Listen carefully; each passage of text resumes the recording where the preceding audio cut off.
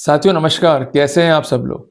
जब भी हम किसी मेजर क्राइम में फँस जाते हैं, तो अप्रोच ये रहती है पुलिस की या सीबीआई की या लॉ एनफोर्समेंट एजेंसी की कि आप कन्फेस कर लो।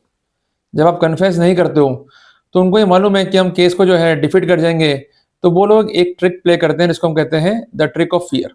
जिसके तहत आपको ये कहा जाता है कि अगर आप कन्फेस नहीं करोगे, तो हम बिफोर मजिस्ट्रेट जाएँगे और एक अर्जी जो है मूव करेंगे रिगार्डिंग योर नार्को टेस्ट। फिर आप क्या करोगे?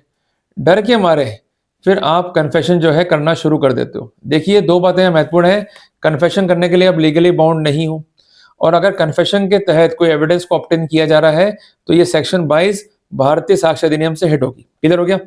दूसरी बात ये है कि नार्को टेस्ट आप लिख लीजिए, कंसर्न आरोपी की कंसेंट के बगैर परफॉर्म नहीं किया जा सकता।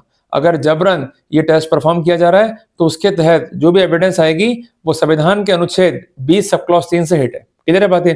इसके अलावा एक महत्वपूर्ण फैसला है ऑनरेबल सुप्रीम कोर्ट का, सेल्वी बनाम स्टेट ऑफ कर्नाटका का। उसमें साफ-साफ कहा गया है कि नार्को टेस्ट को जबरन परफॉर्म नहीं कर सकते हैं। अगर विदाउट कंसेंट ऑफ अक्यूज ये टेस्ट परफॉर्म किया जा रहा है, तो ये टेस्ट पूर्णतः इनलीगल है। तो इसलिए हमें कभी भी कंसेंट नहीं देनी है ऐसे टेस्ट के लिए, ना साइन करने हैं खाली पन्नों पे और इसके अलावा जबरन कोई भी साक्ष्य अधिकारी आपसे गैदर नहीं कर सकते हैं। If they are going to compel you, if they are going to pressurise you कि आप कंसेंट दो या कन्फेस करो, report this fact to the concern magistrate as soon as possible.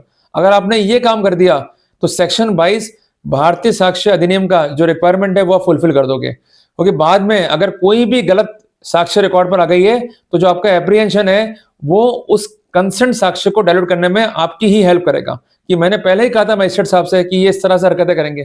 तो इसलिए मेरा निवेदन है आपसे कि आप कानून पढ़ें, अपने राइट्स के प्रति अवेयर रहें और अपने राइट्स को पूर्णतः एनफोर्स करें।